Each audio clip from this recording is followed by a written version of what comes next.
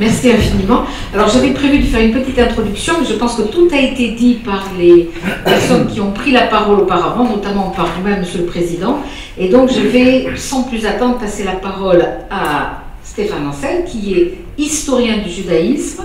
Et donc il va pouvoir replacer le débat dans une perspective vraiment très ancienne, et qui a rédigé sa thèse à l'université, qui a défendu sa thèse à l'université de Paris-Sorbonne sur le thème de la conquête dans la Bible, et qui enseigne à l'université Paris 11 Sceaux. Voilà, donc je vous passe le micro. Merci beaucoup, merci d'être là, merci de nous accueillir. C'est un vrai honneur de participer à ces amitiés, à ces rencontres qui sont tellement importantes, et sur un thème sensible, autant vraiment prendre à bras le corps des thèmes qui sont aussi délicats. J'essaie d'être le plus précis, le plus rapide possible pour qu'on puisse après échanger. Non, c'est pas encore terminé, mais je préviens déjà que je serai le plus concis possible. Je vais essayer, en tout cas. Les violences au nom de Dieu, déjà il faudrait définir tous les termes, mais ça prendrait plusieurs heures. Mais le terme même de violence, de quoi on parle? Parce que finalement, il y a des violences que l'on va s'accorder à penser qu'elles sont légitimes, d'autres qu'elles ne sont pas légitimes. Pour ce qui est ce que j'ai développé tout à l'heure, du judaïsme ancien dans l'Antiquité, on s'accorde à dire que, par exemple, la révolte dite des Maccabées, 2e siècle avant notre ère, a laissé un très bon souvenir dans la tradition juive, notamment par la fête qui arrive très bientôt, celle de Hanouka, où on allume les bougies en souvenir du miracle qui a eu lieu dans le temple souillé et purifié par la suite. Donc on pense que ces poignées de révoltés ont eu raison de prendre des armes contre les Grecs. En revanche, la révolte des Zélotes, qui a entraîné une partie de la population juive de Judée au 1er siècle de notre ère contre Rome, eh bien, n'a laissé que des très mauvais souvenirs dans la tradition juive. Aucune fête, bien évidemment, ne célèbre cette révolte-là. Et Masada, l'épisode glorieux de Masada, en réalité, n'a été glorieux que parce qu'il a été exhumé par les mouvements sionistes, et Masada n'est absolument jamais évoqué dans le Talmud. Donc, parfois, il semble légitime de prendre des armes au nom de Dieu, parfois il semble illégitime de le faire, mais je ne vais pas, moi, porter un jugement, bien évidemment, moral sur le passage à l'acte. Ce qui m'a intéressé, effectivement, en tant qu'historien, j'ai travaillé un peu sur ces questions-là, sur ma thèse, donc, sur le thème de la conquête dans la Bible, et puis un livre que j'ai écrit par la suite, qui s'appelle Tuer pour Dieu. Je me suis intéressé au passage à l'acte. À quel moment, finalement, eh bien, passe-t-on à l'acte? À quel moment on va prendre des armes pour défendre un Dieu qui prescrit dans les 3 monothéismes de ne pas avoir recours à la violence, de ne pas tuer. Bon. Donc là, il y a manifestement un paradoxe, mais qui est finalement un faux paradoxe, et je vais y venir. Et je vais m'attarder donc sur cette période longue de l'Antiquité, mais je vais faire ça court, mais c'est une période qui est trop méconnue, y compris d'ailleurs de la part des Juifs eux-mêmes, et qui, au cours on va dire, du premier millénaire avant notre ère, autour de l'an 1000, c'est David Salomon, et qui, disons, se transforme avec la destruction du Second Temple en 70 de notre ère. C'est une période extrêmement longue, un millénaire, où les Juifs ont eu, à plusieurs reprises, eh bien, la possibilité d'exercer ou non la violence, de prendre ou non les armes au nom de Dieu.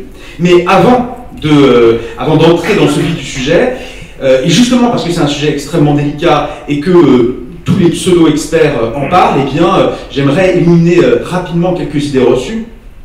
Les idées reçues, une par exemple que l'on me sort assez régulièrement, et que j'entends assez régulièrement, ça serait que les religions ont toujours été porteuses de guerre, et que ce sont à cause d'elles que finalement les guerres ont toujours eu lieu. Je rappellerai en 30 secondes que le XXe siècle a été le siècle le plus meurtrier de tous les siècles cumulés depuis le néolithique, largement le plus meurtrier, et que, me semble-t-il, on n'a pas tué au nom de Dieu. En tout cas, c'est pas c'est pas principalement pour ça qu'on l'a fait. Ni le communisme, ni le nazisme, ni le fascisme, ni les Khmers rouges, etc., ni au Rwanda. Donc, manifestement, l'idée que ce ne sont que les guerres qui sont porteuses de violence ne tient pas. L'homme est violent, plus ou moins, selon, évidemment, les circonstances et à remettre dans le contexte historique.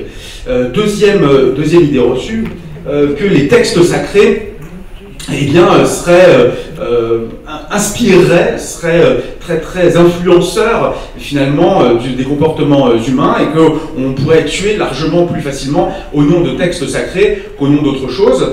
Ce qui est peut-être pas totalement faux, mais je rappellerai l'anecdote qui n'est pas si anecdotique, bon elle est un peu macabre, mais pas si anecdotique que ça. Charles Manson, le grand tueur en série que tout le monde connaît, s'est inspiré pour ses bêtises, non pas du Coran, non pas de la Bible, non pas de je ne sais pas quel autre texte sacré. Il s'est inspiré pour construire toute sa psychose et tout son délire, de l'album blanc des Beatles. Bon. Et il y a vu dans cet album blanc un discours, une théorisation du conflit interracial qui allait avoir lieu et la guerre entre le noir et le blanc. Donc on n'a pas forcément besoin, si vous voulez, pour tuer d'un texte sacré. Et dernière idée reçue, effectivement dans la Bible il y aurait ce fameux Dieu jaloux qui serait très violent, avec des textes eux-mêmes très violents, et d'ailleurs il y aurait eu les premiers grands massacres, les premières grandes manifestations de haine dans la Bible à travers certains récits que j'ai étudiés, à travers d'autres bien sûr, notamment le récit de Josué qui narre la conquête de Canaan à la sortie d'Égypte, et ça vous pouvez vous reporter à des auteurs comme Michel Onfray, qui sont aussi, autant lus qu'ils ne sont pas spécialistes de ce qu'ils traitent. Et donc je vais faire un sort à cette idée reçue dans juste quelques secondes. Alors, ce qui me semble important et intéressant, en revanche, c'est cet exclusivisme que l'on prête au monothéisme. Parce que, effectivement, si l'on dit qu'il y a un seul Dieu et que ce Dieu-là demande l'exclusivité et demande que l'on combatte finalement les formes impures d'autres manifestations religieuses, alors il y a une potentialité de violence. Et pourquoi pas? C'est ce que l'archéologue et égyptologue Yann Assmann appelait la distinction mosaïque. C'est qu'à un moment donné dans l'histoire, il y a eu le passage au monothéisme, et ce monothéisme-là était porteur, intrinsèquement, ontologiquement, d'une potentialité de violence. Parce qu'il y a l'exclusivité, ou l'exclusivisme. C'est intéressant, c'est à débattre, je pose ça là, ça mérite réflexion, sauf que Yann Assmann, dans ses ouvrages, avait commis l'erreur, à mon sens, d'estimer qu'on était passé au monothéisme du jour au lendemain. Or, les historiens savent bien, les historiens de l'Antiquité, que le monothéisme, ça a été une très longue évolution, d'ailleurs avec des allers-retours, une très longue évolution sur des centaines d'années, si tant est qu'on soit passé à un moment donné ou à un autre au vrai pur monothéisme. Et vous retrouvez dans la Bible même des références à d'autres divinités que l'on pouvait respecter, mais en dehors de Jérusalem et d'un territoire sacré qui restait d'ailleurs à définir, sans qu'il soit, encore une fois, nié. Et c'est au retour d'exil, et encore plusieurs centaines d'années après, qu'au fur et à mesure, s'est construit l'idée, l'abstraction du monothéisme. Donc c'est pas, encore une fois, du jour au lendemain, et c'est pas un bloc monolithique que le monothéisme. Alors oui, il y a des textes violents dans la Bible, il y en a aussi dans le Coran, il y en a un peu partout, il y en a dans Homère, dans l'Iliade et l'Odyssée, il y a des textes d'amour, il y a de tout dans la Bible. Je veux dire, c'est quand même des dizaines de livres, donc il n'y a pas de... On peut absolument tout y trouver. Des textes violents, alors c'est Caïn et Abel. Textes violents, c'est la conquête de Josué qui prescrit l'extermination des Cananéens lorsque on fera la conquête. Bon, c'est pas anodin, c'est pas rien. D'autres textes que je vais vous citer très rapidement dans quelques instants. Cela dit, là aussi en tant qu'historien, il faut replacer chaque fois dans un contexte. Ce que n'ont pas fait des auteurs comme Michel Onfray. Bien évidemment, il y a un contexte de rédaction et il y a une historicité aussi, ou non. Pour ce qui est de la conquête de Canaan, avec ce fameux commandement d'exterminer les Cananéens, tous les Cananéens, les 7 peuples de Canaan, eh bien, vous trouverez, à mon avis aujourd'hui, quasiment pas un historien ni un archéologue pour vous dire que ça a eu lieu tel que la Bible a décrit. C'est terminé cette histoire-là. C'est-à-dire que depuis les années 70-80, on est passé à autre chose, avec une distanciation de l'objet en lui-même, de l'objet Bible, quoi. Et on nous propose aujourd'hui, les historiens et les archéologues nous proposent une lecture beaucoup plus pacifiée des choses, non pas une conquête aussi violente que le texte nous le dit, mais au contraire une installation plutôt pacifique d'une population cananéenne, de culture cananéenne, qui au fur et à mesure se serait installée en Haute-Galilée notamment.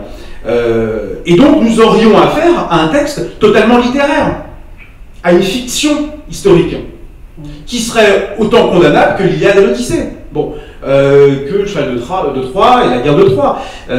Et derrière ce texte, derrière cette fiction historique, derrière ce texte littéraire, il y a un objectif théologique qu'il faut comprendre, qu'il faut remettre dans les circonstances. Voilà. Je propose simplement cette lecture-là, je ne suis pas le seul bien évidemment, mais peut-être qu'il y a eu à un moment donné, au retour d'exil au VIe siècle avant notre ère, une telle volonté de purification, disons, du groupe qui revenait d'exil, qu'on a élaboré un certain nombre de récits affirmant que l'on venait de l'extérieur, qu'il n'y avait pas eu d'accointance avec les Cananéens. Comme les Spartiates ont construit leur mythe fondateur sur la grande conquête venant de l'extérieur, alors que les Athéniens ont construit leur mythe fondateur sur le récit de l'autochtonie. Nous sommes là de temps immémoriaux. Tout ça, ce sont des fictions, tout ça, ce sont des reconstructions d'un passé très largement insaisissable pour les historiens, et ce qui fait qu'on ne pourra pas, disons, de bonne foi, accuser la Bible, là, d'avoir annoncé ou d'avoir fait perpétrer des massacres. Nous sommes, la plupart du temps, dans des fictions littéraires. Cela dit, il y a bien eu des passages à l'acte. Il y a bien eu la révolte des Maccabées, il y a bien eu, comme je vous disais, les Zélotes. Ce sont des centaines, des milliers de morts qui ont laissé des traces très lourdes, pas seulement d'ailleurs dans le judaïsme, mais aussi chez les Grecs et chez les Romains. Et j'ai essayé de comprendre quels étaient les moteurs finalement du passage à l'acte. J'en ai trouvé deux qui me semblent vraiment importants et surtout communs aux différentes révoltes. C'est une vision apocalyptique, tout d'abord, et c'est une opposition frontale, absolue, de deux valeurs, de deux mondes conceptuels, de mondes de valeurs. J'en dis un mot là, ici et maintenant, la vision apocalyptique, l'idée que la fin des temps est proche, qu'elle est pour demain, après-demain, éventuellement. Mais en tout cas, qu'il va avoir un jugement, qu'il va avoir la venue de Dieu ou du Messie et Dieu, ce que l'on veut, mais qui va entraîner donc la fin de l'histoire. Et la conviction également que l'homme a un rôle à jouer dans cet apocalypse, qui est en grec ce qui veut dire révélation.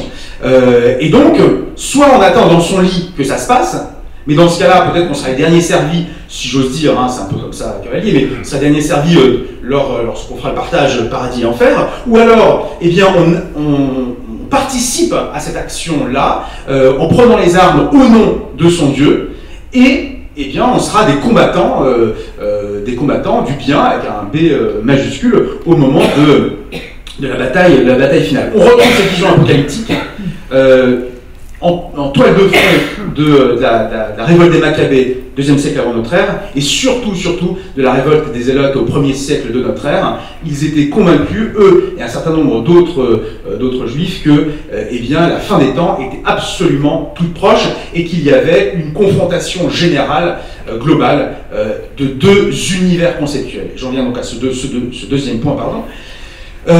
Deux univers conceptuels, c'est-à-dire qu'il n'y a absolument aucun consensus possible, aucun dialogue possible entre mes valeurs et les valeurs d'autrui. Et ça conduit irrémédiablement à l'acte violent. J'en donne quelques exemples. Le thème de la circoncision. C'est pas pour parler de sexe, mais le thème de la circoncision, ça a été un... Non, je préviens. Rien à voir. Nous sommes filmés, nous sommes des gens bien, donc... non. C'est pas un prétexte. Le thème de la circoncision est très important. Vous savez que c'est fondateur, c'est un acte très important dans le judaïsme, mais qui a pris toute son importance face à l'opposition du monde gréco-romain. Dans le monde gréco-romain, la circoncision était perçue comme une mutilation, comme une castration. Et au-delà de ça, il y avait une valorisation, une survalorisation du prépuce. Que l'on voit dans les représentations, notamment sur les vases. On se plaisait à montrer des prépuces disproportionnés, je vous ai prévenu, disproportionnés. Pourquoi? Parce que ça signifiait une tempérance de la bestialité. Voilà. L'homme était civilisé justement par ce prépuce qui cachait le sexe. Or, c'est exactement, me semble-t-il, ce qu'on m'a dit à 8 jours, c'est exactement l'inverse dans le judaïsme. C'est-à-dire qu'on retire le prépuce pour faire rentrer l'enfant dans la société, dans la civilisation, dans l'humanité. La brite, c'est l'alliance. Et donc, on pourrait estimer que ce sont deux valeurs qui sont absolument opposées et qui sont totalement irréconciliables. Et ce que dit Tacite, d'ailleurs, l'historien romain Tacite, qui était antisémite par ailleurs, mais Tacite s'étonne et il dit tout ce qui est profane chez nous est sacré chez eux, tout ce qui est sacré chez eux est profane chez nous. Et les zélotes ont dit la même chose, il y a deux mondes qui sont absolument irréconciliables. Et je vous cite un texte très rapide, c'est une phrase, c'est dans le traité Megillah, traité de Talmud Babylone, qui oppose la vie de Césarée, qui était très moderne à la grecque et à la romaine, et Jérusalem, qui incarnait, disons, la tradition dans le judaïsme. Quant à Césarée et Jérusalem, si quelqu'un te dit qu'elles seront détruites toutes les deux, ne le crois pas. Si quelqu'un te dit qu'elles subsisteront toutes les deux, ne le crois pas. Césarée sera détruite et Jérusalem subsistera, ou bien Jérusalem sera détruite et Césarée subsistera. Là, quand on en est là, il n'y a plus de dialogue possible. Voilà. C'est existentiel, tu meurs ou je meurs. Et je vais un petit peu plus loin, et j'ai bientôt terminé, mais ça va permettre justement peut-être d'étendre aussi le propos. Il me semble que sur ces deux aspects-là, apocalyptiques et de cette opposition de valeurs, on le retrouve lors des guerres de religion, donc protestants, catholiques, qui ont lieu notamment en France. Denis Crouzet, l'historien, avait écrit un magnifique livre qui s'appelait Guerriers de Dieu, expliquant qu'en toile de fond de ces guerres de religion, il y avait de la part des catholiques la conviction absolue que la fin des temps était toute proche. Ils y voyaient des signes absolument partout, et puisque la fin des temps est toute proche, il faut se purifier, il faut purifier le monde, et il faut agir les armes à la main. Par ailleurs, encore un petit peu plus loin, au moment de la séparation de l'Église et l'État. Il y a un moment que j'ai trouvé très intéressant, et encore une fois c'est en deux mots, c'est pas 1905, c'est 1906. C'est ce qu'on a appelé la crise des inventaires, où une fois qu'il y a eu la séparation de l'Église et l'État, eh bien l'État était en droit de faire l'inventaire de ce qu'il y avait dans les églises. Voilà, pour éventuellement récupérer s'il y a des choses à récupérer. Et c'est à ce moment-là que des milliers de chrétiens se sont levés, des bons pères de famille, des épouses modèles, tout ce que vous voulez, des mères impeccables, se sont levés, ont pris ce qu'ils avaient sous la main, des fourches, des pelles, etc., se sont mis devant les églises et ont été prêts à mourir face aux policiers qui venaient faire l'inventaire. Parce que là, il y a eu cette conviction que c'était deux mondes irréconciliables, que ce que représentait la République à ce moment-là, c'était tout l'inverse de ce que défendait l'Église. Et il se trouve que l'Église, comme vous le savez probablement au XIXe siècle, s'était largement repliée sur elle-même, face à une science, le scientisme qui s'estimait triomphant et pouvoir remplacer la religion. Et là, on trouve cette crise-là chez Renan, les séminaristes, un savant gigantesque, a dû choisir. a dû choisir entre la science et la religion. Deux mondes absolument irréconciliables.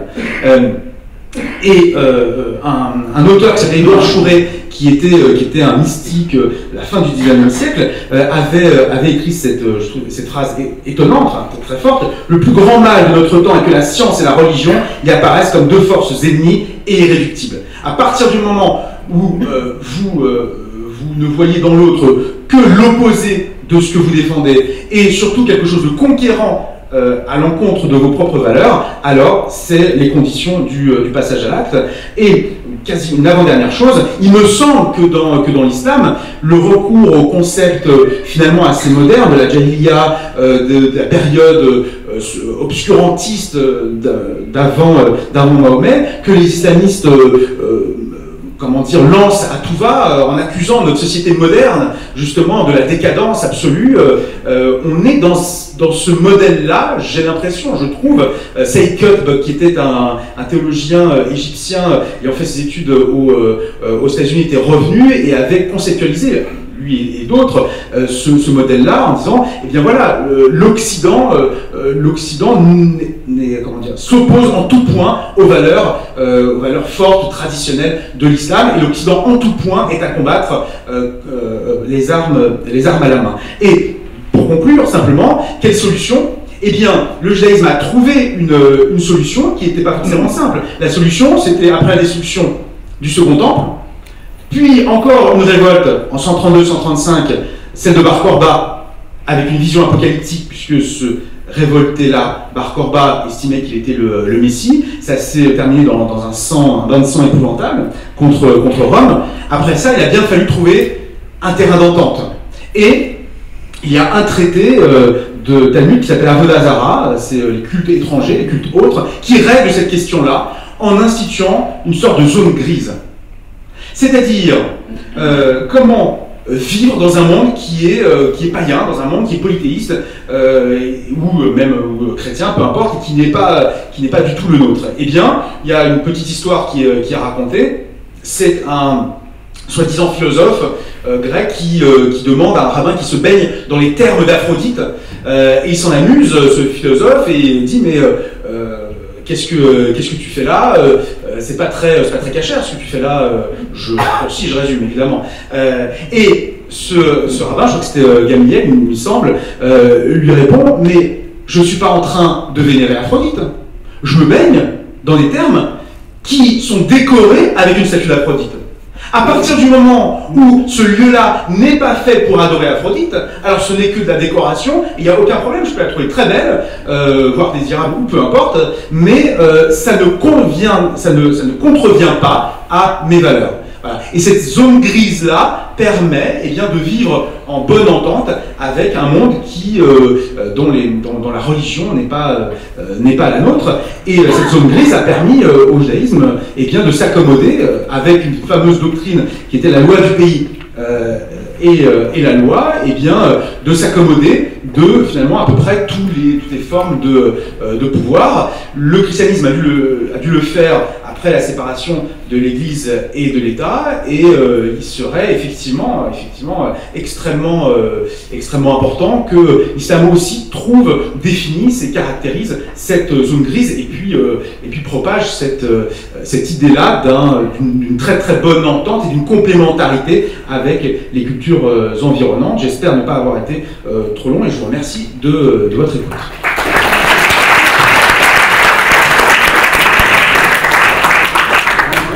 Merci infiniment. Alors, la transition est toute trouvée, puisque vous avez parlé d'islam, et donc je vais passer le micro à M. Tarek Obrou, qui va, je pense, nous parler peut-être des différents concepts du djihad, c'est ça? Oui, à peu près. Écoutez, moi je vais avoir une approche un peu plus auto-centrée sur le Coran, puisque on est dans une tradition de religion révélée qui ne se réfère qu'au livre, c'est la seule autorité en tout cas, bien sûr par la médiation savante, mais la référence suprême pour le musulman reste la parole révélée qui s'est fait écrite dans un corpus qu'on appelle le Mus'haf, le Coran. Donc c'est le point de départ de la pensée et de l'agir musulman en général.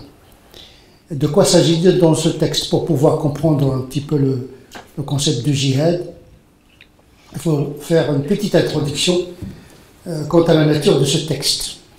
Bien sûr, ce texte vient de Dieu, mais il a fait éruption dans l'histoire. Donc l'absolu de Dieu s'est exprimé dans la relativité de la condition humaine.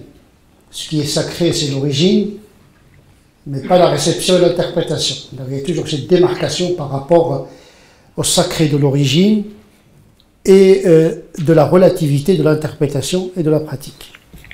Il y avait déjà là une forme de sécularisation dès le départ. Déjà, les musulmans ne confondent pas le Coran avec Dieu.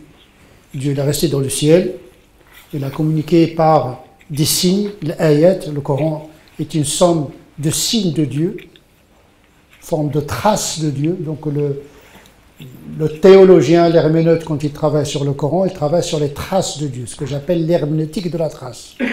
Dieu étant inaccessible, on ne travaille que sur ses traces. La volonté absolue de Dieu est inaccessible à la simple raison. D'ailleurs, les théologiens, ils ont distingué entre la parole ontologique, c'est-à-dire la volonté absolue, la pensée intime intérieure de Dieu et son expression dans les textes, dans la Torah, dans l'Évangile et dans le Coran. L'expression de la parole ne reflète pas forcément la volonté absolue de Dieu.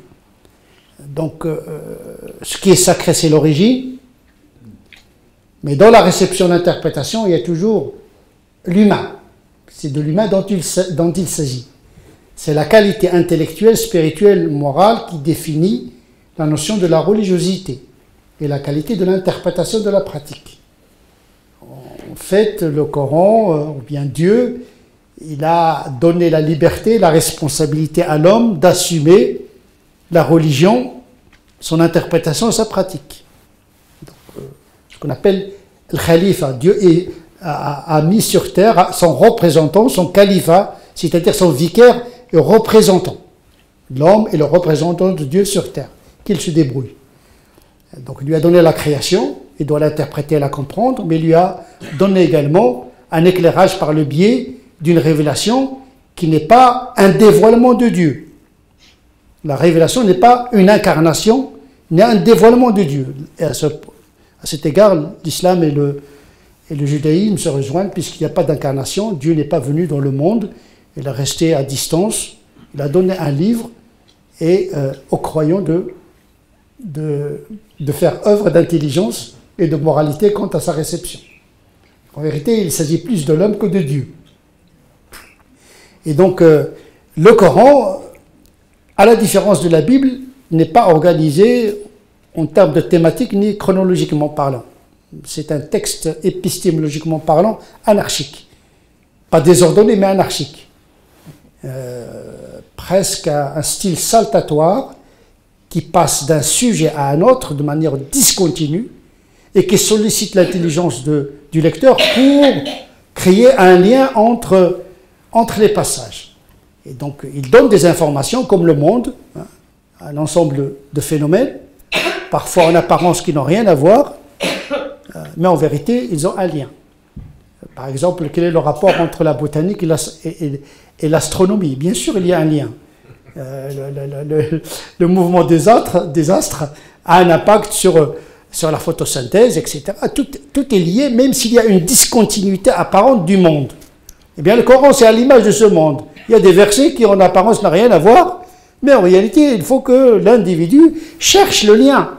D'abord, entre les versets, mais entre le verset et la réalité du texte, d'une part, ça s'appelle l'herméneutique fondamentale, et l'herméneutique appliquée, c'est-à-dire faire lien entre le texte et le contexte où se trouve l'herméneute.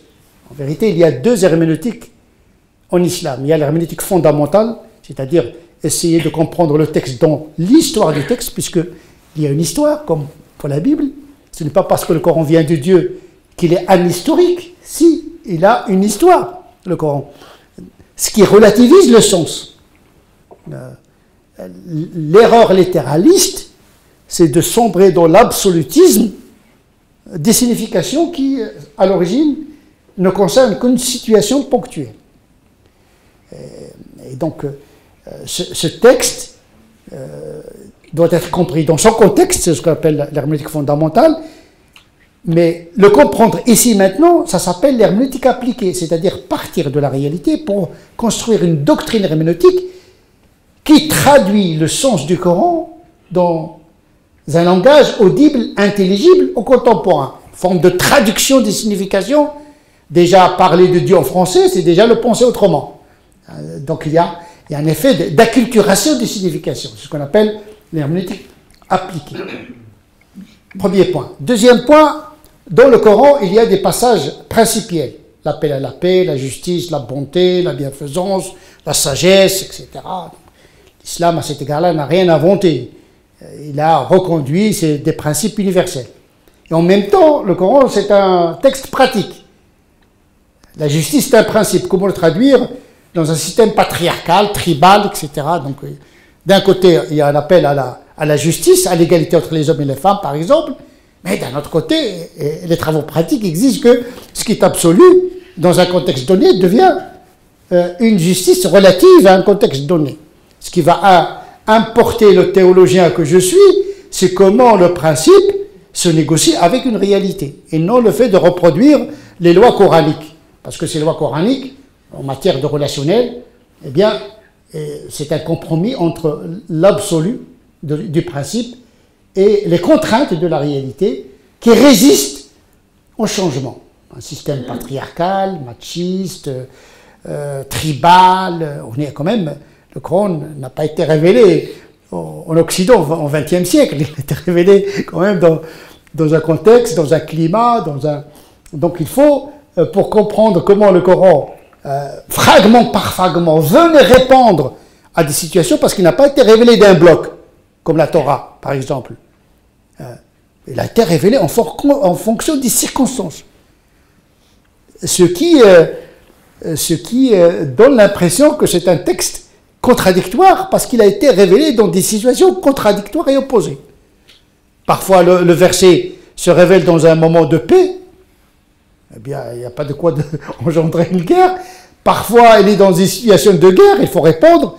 Parfois, il est dans une situation de guerre à laquelle il ne faudrait pas répondre. Baissez les bras, dit le Coran, et accomplissez la prière. Ne répondez pas à la violence par la violence. Il refuse même, à un moment donné, la légitime défense, parce que ça pourrait aboutir à une guerre civile, notamment à la Mecque. Une fois à Médine, il y a un État, des militaires, des soldats réguliers, un territoire, un chef qui peut signer les conventions, etc. Là, ce qu'on appelle le djihad militaire a été décrété pour se défendre. Je reviendrai à la question du djihad. Donc effectivement, il faut d'abord connaître la nature du texte pour lui appliquer l'épistémologie qui est en conformité avec la nature du texte. Ce que j'appelle, moi, l'épistémologie différenciée.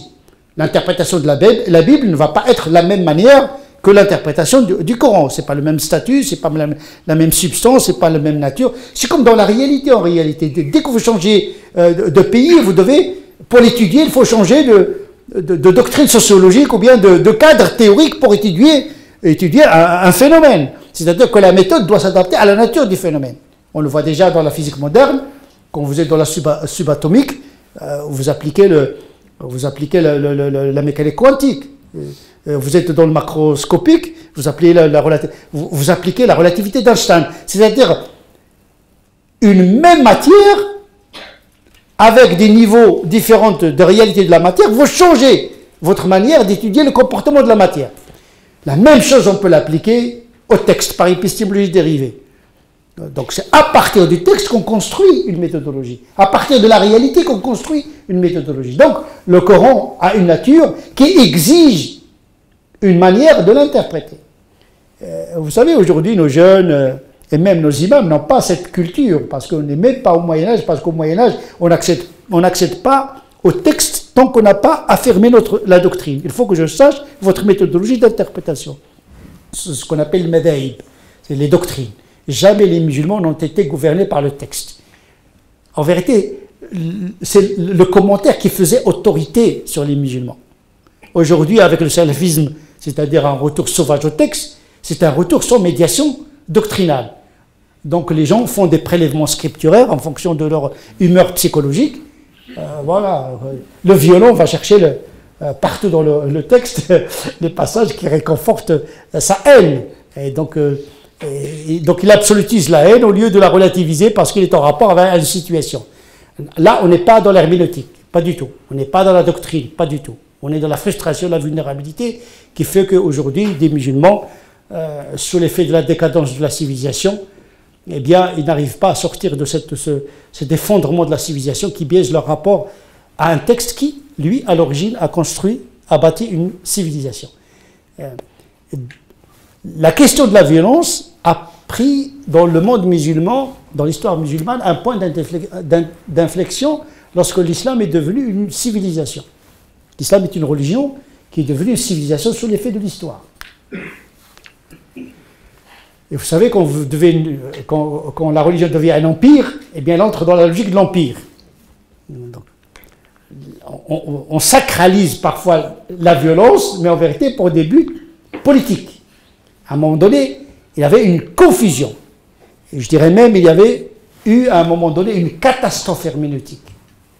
Au moment où les savants, pas tous, une partie de docteurs de la loi, ont considéré que tous les versets qui appellent à la paix ont été abrogés par le verset du glaive. En vérité, cette interprétation obéissait à l'épistémé de la civilisation.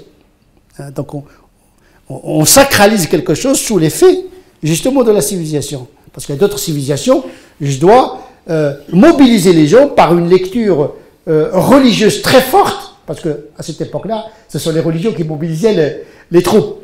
Aujourd'hui, on est revenu à ça, parce que c'est moins cher et plus facile de mobiliser des guerriers au nom de la foi, parce qu'ils sont efficaces et ils ne coûtent pas très cher. Donc aujourd'hui, Daesh n'a pas besoin d'avoir beaucoup un budget de la défense.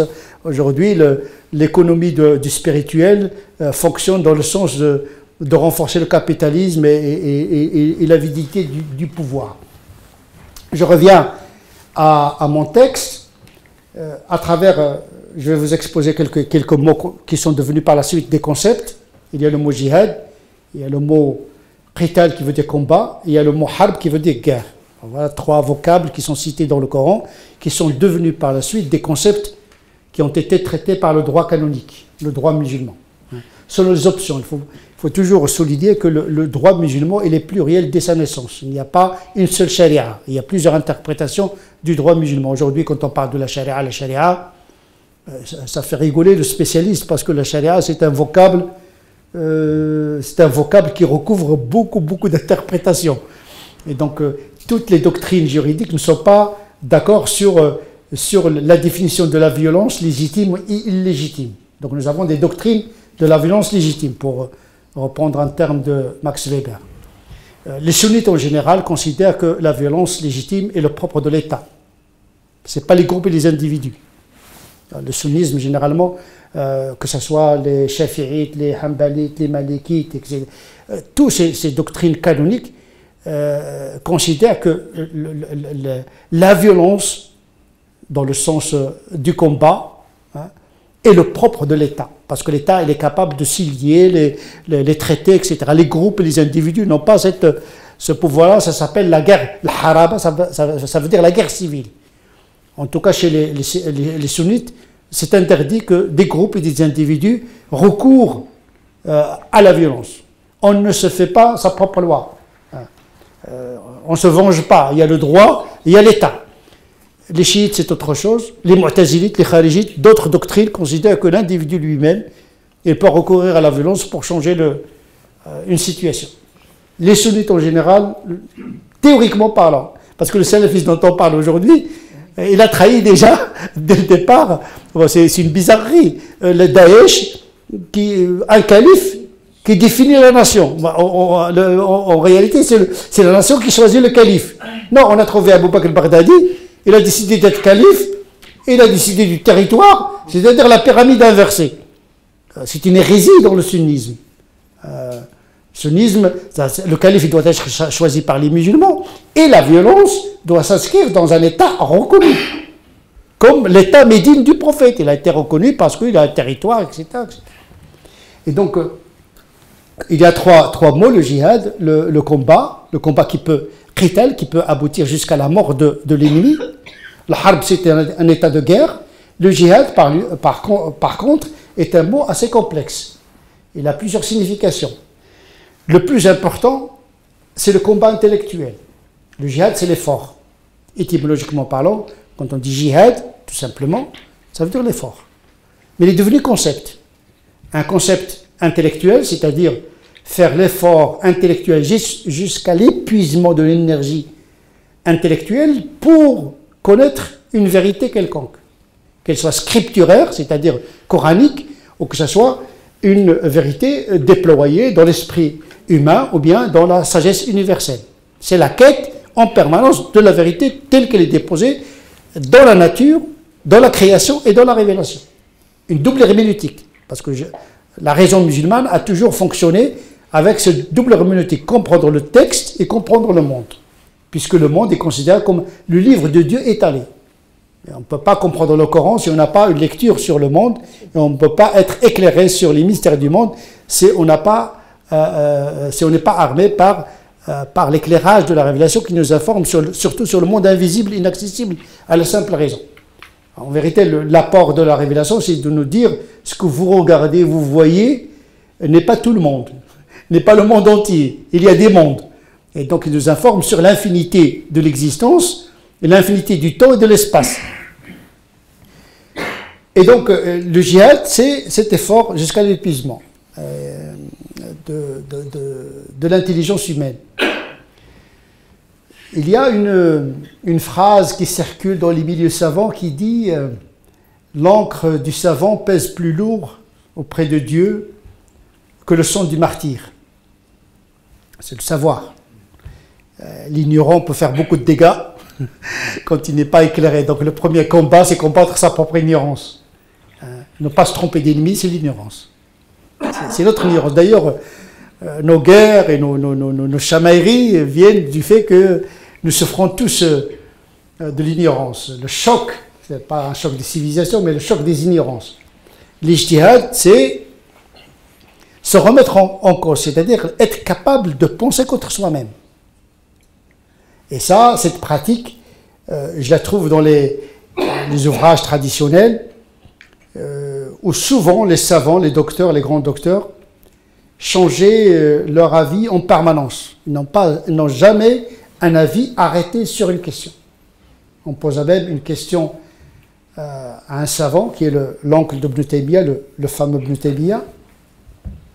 On lui posa une question, il a répondu par 60 réponses différentes.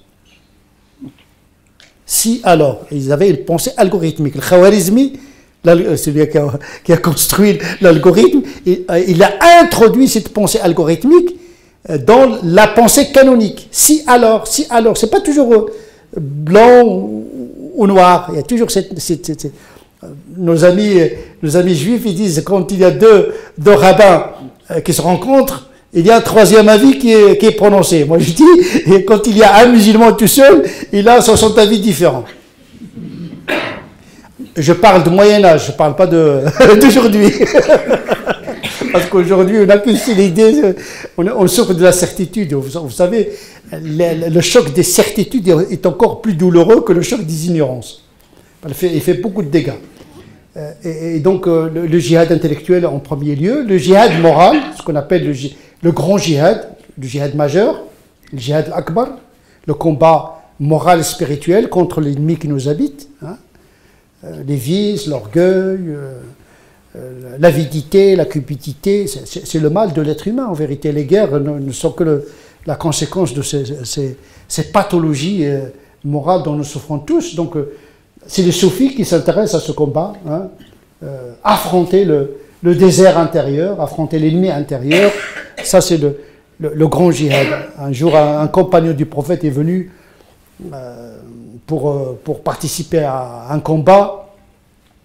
Il dit au prophète, je viens faire la guerre. Je viens participer au djihad. Il dit, commence d'abord par toi-même et fais le djihad contre toi-même. Parce que le prophète avait le souci quand même de mettre les choses en leur juste place. Il ne faut pas se tromper d'ennemi.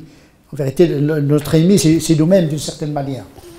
Et puis, il y a le djihad, bien sûr, défensif, le djihad militaire. Et donc, le Coran appelle au combat, ce qu'on appelle légitime défense, dans des situations de transgression. Parfois, la riposte s'impose. Parfois, l'esquive de la confrontation s'impose. Le prophète a dit « Ne souhaitez jamais la rencontre de l'ennemi ». Pour sevrer le caractère belliqueux des Arabes de l'époque. Ne souhaitez jamais la rencontre de l'ennemi. Mais si la guerre vous est imposée, alors résistez. Là, c'est une parole du prophète paradigmatique qui nous permet de lire le Coran, de lire les appels au combat dans le Coran, dans le sens d'une guerre imposée. Le martyr, ce n'est pas celui qui cherche la mort, mais celui qui meurt dans une guerre imposée. Le Coran dit, si on te propose la paix, accepte-la. Donc, c'est la paix qui est la règle. La guerre, c'est une, comme disait un grand savant marocain, Allah al-Fassi, il dit, en vérité, la guerre en islam, chez les théologiens dignes de ce nom, c'est comme la charogne. On la consomme quand quand on est affamé, et il ne faut pas en dépasser la dose prescrite. Faut pas, on consomme de la charogne lorsqu'on est affamé, juste pour se mettre debout, parce que c'est répugnant. Et donc la guerre est une chose répugnante.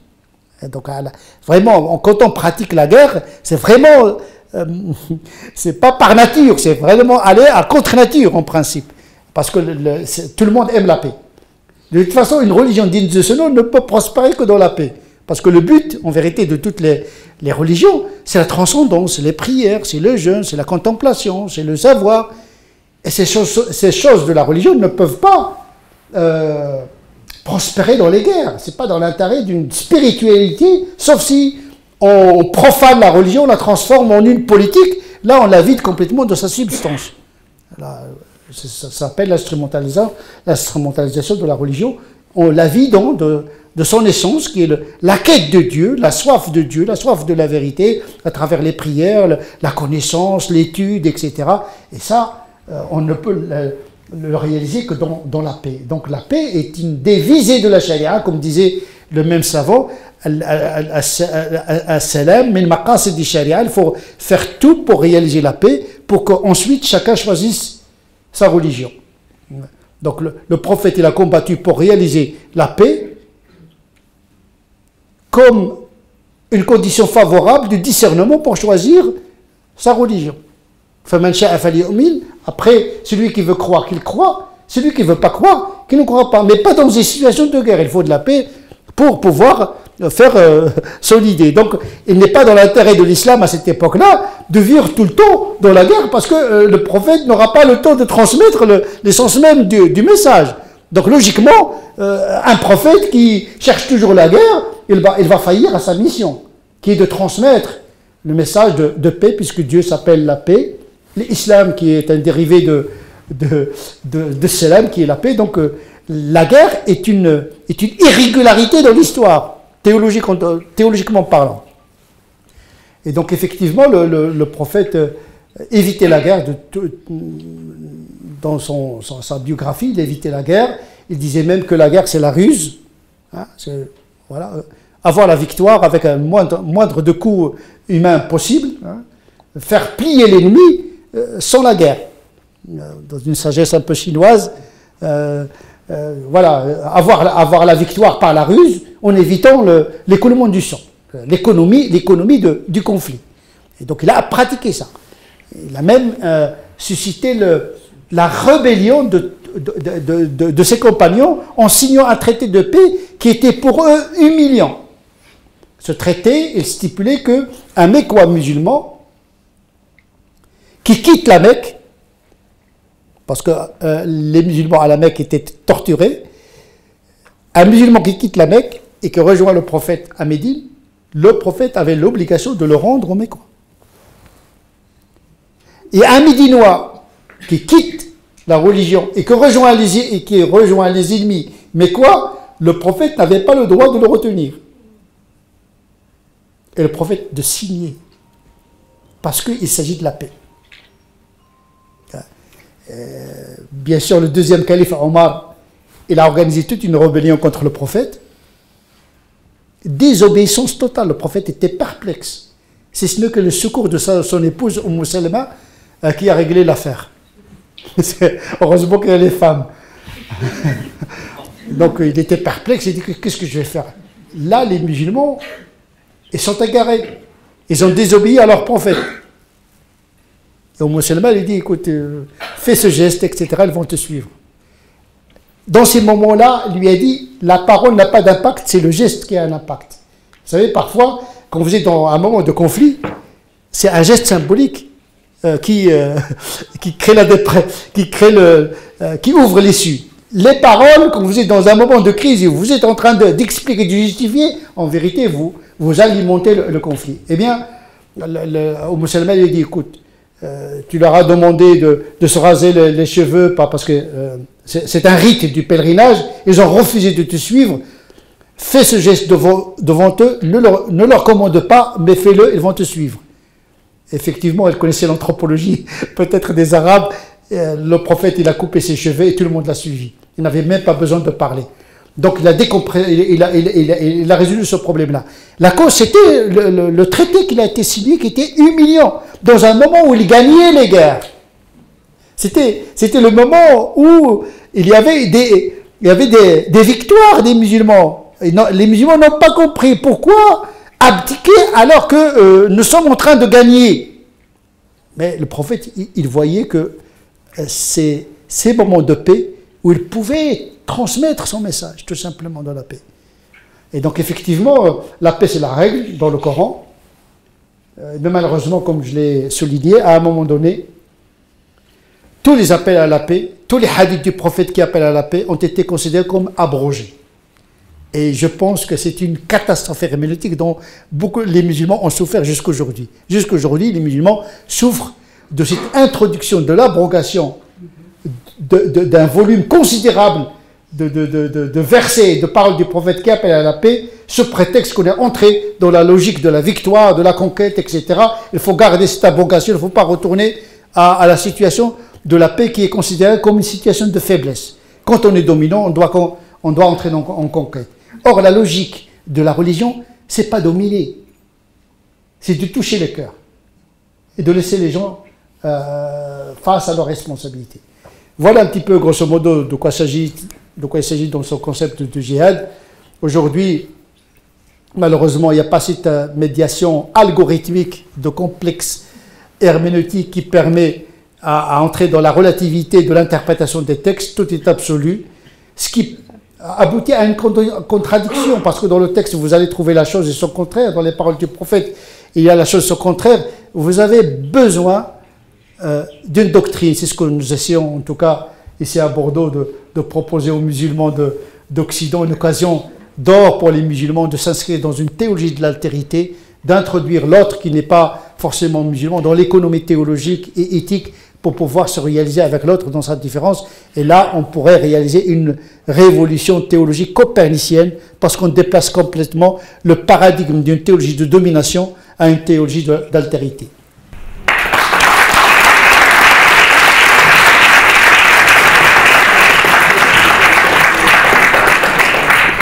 Merci infiniment. Je pense qu'il y aura beaucoup de questions, mais on les garde pour ensuite. Donc je passe la parole à M. Bébi qui va aborder une autre thématique. Oui, merci. Pour une fois, je ne sais pas quoi vous dire.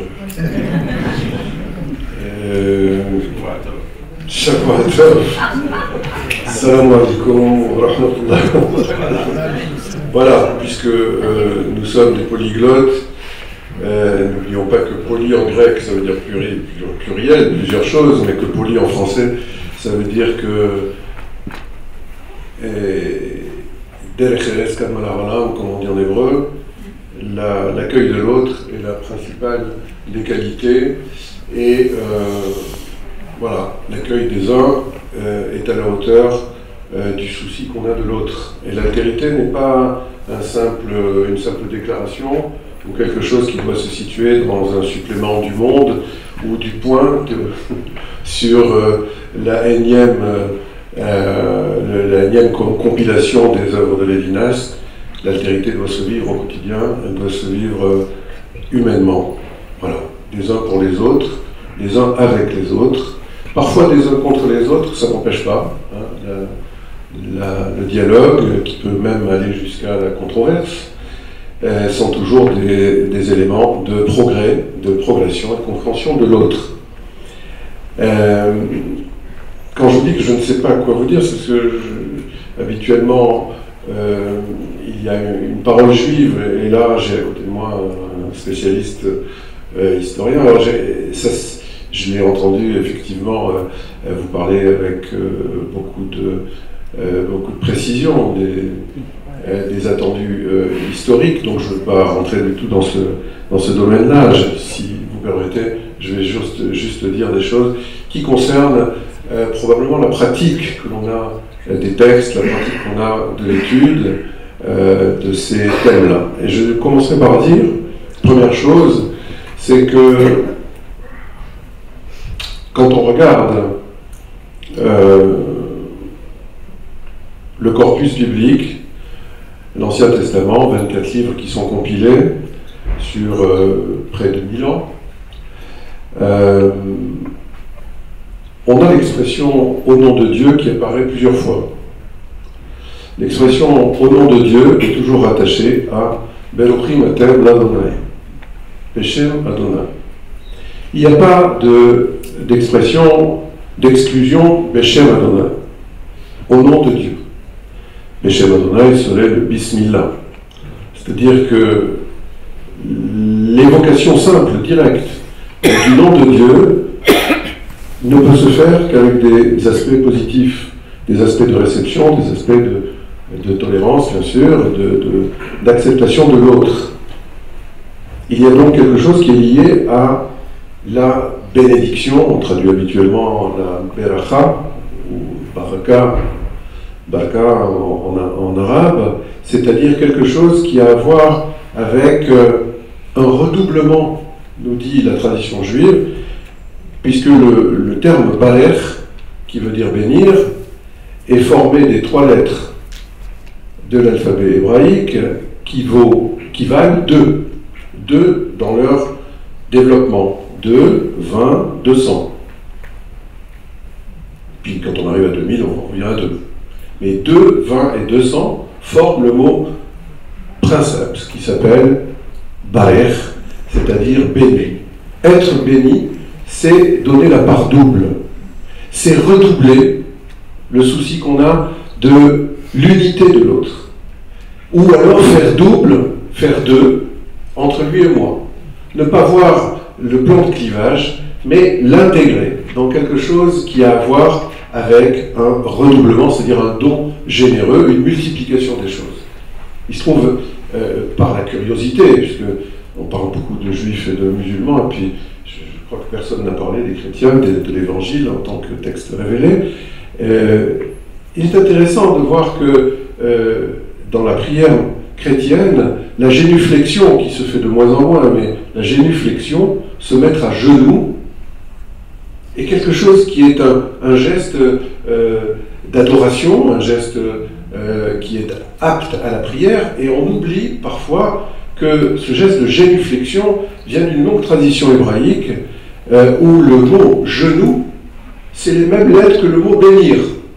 C'est-à-dire que pour recevoir la bénédiction, il faut se mettre à genoux. Berer. Comment vous dites genou?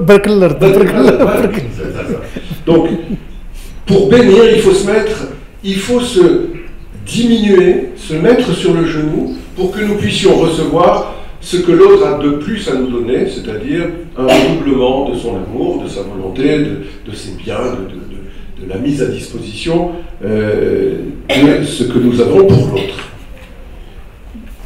Première approche. Deuxièmement, quand on sillonne un petit peu les textes bibliques, je dirais d'abord à mon ami Tarek Obro que la Torah non plus n'a pas été révélée d'un bloc.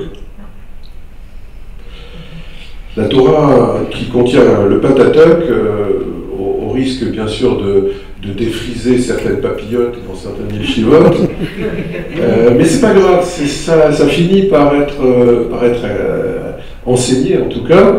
Il faut rappeler que la compilation des 5 livres n'a au mieux n'était réalisée qu'à l'époque de Josias, du roi Josias, c'est-à-dire au moins aux alentours de 700 avant Jésus-Christ. Autrement dit, on a un texte même dans la Bible qui explique que dans les travaux de réfection du temple de Jérusalem, on a découvert un livre qu'on a amené au roi Josias, on lui a dit qu'est-ce que c'est que ce livre? Ce livre, c'est le 5e du Deutéronome, c'est-à-dire le 5e élément du Pentateuque. C'est-à-dire que finalement, pendant des générations, autrement dit David, Salomon, les prophètes, les juges, tout ça, ne connaissaient pas le Deutéronome. Vous vous rendez compte? Nous, on connaît le Deutéronome, mais eux, ils ne le connaissaient pas. Autrement dit, la Torah aussi a une dimension transhistorique qui fait que le texte ne peut pas être uniquement appréhendé et étudié comme une révélation ex abrupto. On n'a pas cette habitude de considérer ce texte-là, sauf bien entendu dans la diversité des explications et des comportements herméneutiques que l'on trouve au travers de l'histoire et aussi au travers de la géographie. On ne vous dira pas ce que je viens de vous dire de la même manière aujourd'hui à Mea Shearim ou à Brooklyn ou rue Pavée à Paris. On ne vous dira pas tout à fait les mêmes choses. Mais ça, c'est de l'ordre de la pluralité. Et dans l'ensemble, quelque chose se dégage au travers de ces textes-là. C'est la notion que la guerre a été certainement un outil nécessaire à un certain moment de l'histoire, de la constitution en tout cas, de l'identité nationale juive, qui n'était pas juive à l'époque. Faites attention au terme, à l'époque c'était Israël, c'était les Hébreux, c'était une constitution. Le terme de peuple juif est totalement anachronique pour la Torah. Premier élément, à la sortie d'Égypte, historique ou mythologique, peu importe, tout ça revient au même, les Hébreux sortent et le Midrash arrive. Immédiatement, le Midrash, c'est-à-dire un outil herméneutique, et vient nous dire tous les Juifs qui étaient en Égypte ne sont pas sortis. Ah bon? On leur offre une liberté sur un plateau, un Dieu, un Deus ex machina, qui se révèle au travers d'un prophète charismatique qui leur dit il faut sortir, c'est le moment de sortir, on va prendre sa liberté. Et le Midrash dit 1/5 est sorti d'Égypte. En interprétant un mot qui se trouve dans la Torah qui dit que Vayetzu bnei Israël Hamushim, les enfants d'Israël sont sortis, mot à mot, Hamushim veut dire armés, mais Hamushim, vous entendez, même les Arabes, les arabisants entendront Khamsa, Khamsit. Voilà, c'est ça, 1/5. C'est-à-dire, on entendra bien entendu le jeu de mots qui est fait là, qui est proposé, et ô stupeur, 4/5 des enfants d'Israël, descendants du monothéiste Abraham, descendants de Isaac, son fils, les descendants de Jacob, appelé Israël, fondateur spirituel du peuple juif, 4/5 sont restés en Égypte. Y a-t-il des Égyptiens dans la salle? Se pose-t-il la question de savoir s'ils n'auraient peut-être pas des gènes? Je ne vous conseille pas de faire une analyse ADN aux Égyptiens d'aujourd'hui. Je ne conseille pas non plus à nos amis palestiniens. Ça n'a aucun intérêt, ils auraient des surprises extra. Et je ne le conseille pas aux Juifs non plus, parce qu'ils auraient des surprises à l'envers. Quoi qu'il en soit, 1/5 des Juifs sont sortis d'Égypte, nous dit l'esprit du texte. Non pas la lettre du texte, mais l'esprit du texte. Je reviendrai sur cette distinction, c'est très important. Et on nous rajoute que sont sortis avec le 1/5 des enfants d'Israël, sont sortis ce qu'on appelle en hébreu Erev Rav, Rabouviya en araméen, c'est-à-dire un mélange, une une masse composite d'esclaves qui n'étaient pas hébreux et qui sont sortis, qui ont profité de la sortie d'Égypte des Hébreux pour se joindre à cette liberté qui leur était proposée, une espèce de Spartacus généralisé en Égypte. Et voilà que dans la Torah, il est fait référence à plusieurs reprises de l'existence de cette cohorte de non-hébreux qui sortent avec les enfants d'Israël et qui vont au pied du mont Sinaï adhérer, ou ne pas d'ailleurs, parce qu'il n'y a aucun élément rituel, si ce n'est ce que dit la Torah. Vous avez 3 jours pour vous laver les habits, vous lavez le corps, vous préparez physiquement et intellectuellement pour recevoir la Torah. Mais s'agit-il d'une conversion en bonne et due forme? Tout ça serait totalement anachronique. Il s'agit d'une adhésion volontaire. Moïse n'a demandé à aucun de ces étrangers, entre guillemets, qui s'associaient au peuple d'Israël, ne leur a demandé aucune allégeance vis-à-vis de la loi. La loi s'est adressée directement à tous ces éléments-là. Tous confondus. Autrement dit, au départ, il y a la recherche d'un consensus autour d'une loi, tout le monde y adhère, que vous soyez biologiquement enfant d'Israël ou que vous ne le soyez pas, ne fait aucune différence. Au niveau des origines, nous avançons un petit peu dans le texte, et ça se gâte tout de suite. Les enfants d'Israël traversent la mer Rouge, vous connaissez ça? Vous savez, quand quand Moïse ouvre la mer et que les enfants d'Israël passent à pied sec, bon, ils sont heureux, ils vont jouer du tambourin et de la flûte avec, et puis immédiatement, alors qu'ils n'ont pas le temps de récupérer de leur salvation, hein, ils viennent d'être sauvés, ils sont de l'autre côté et immédiatement ils sont attaqués par un peuple qu'on appelle Amalek. Les Amalécites. Amalek attaque les enfants d'Israël en sortant d'Égypte. Première expérience.